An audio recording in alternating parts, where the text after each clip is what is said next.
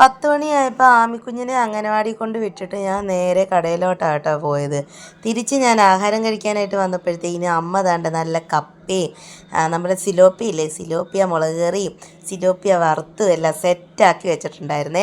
അതിരുന്ന് അങ്ങ് ആസ്വദിച്ചങ്ങ് കഴിച്ചു കേട്ടോ. ഇത് കണ്ടപ്പോഴേ ഞാൻ എൻ്റെ മനസ്സിൽ ഉന്നിയായിരുന്നു കേട്ടോ, ആമിക്കുഞ്ഞിനൊരു സർപ്രൈസായിട്ട് കാണിക്കണമെന്നേ. കാരണം അവനക്ക് ഭയങ്കര ഇഷ്ടമാണ് ഗൈസ് ഈ മീൻ വറുത്തത് കേട്ടോ.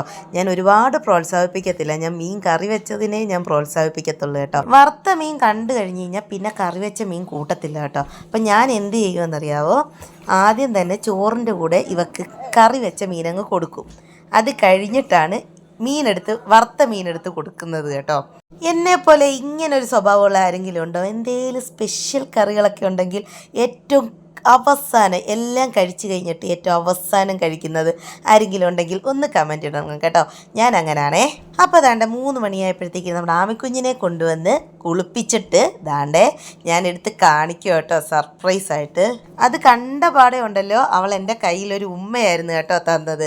പക്ഷെ അതെനിക്ക് കിട്ടിയില്ല ഗൈസ്. അപ്പം ഞാൻ ഒന്നുകൂടെ പറഞ്ഞിട്ടുണ്ടായിരുന്നു, മോൾ ഒന്നുകൂടെ ഒന്ന് കാണിച്ച് എന്താ എനിക്ക് തന്നേന്ന് പറഞ്ഞപ്പോൾ ഒരു ഉമ്മ ഇങ്ങനെ തരുക കേട്ടോ. ഇതിന് മുന്നേ എനിക്ക് നല്ല അവൻ്റെ മനസ്സറിഞ്ഞൊരു ഉമ്മ തന്നു കേട്ടോ.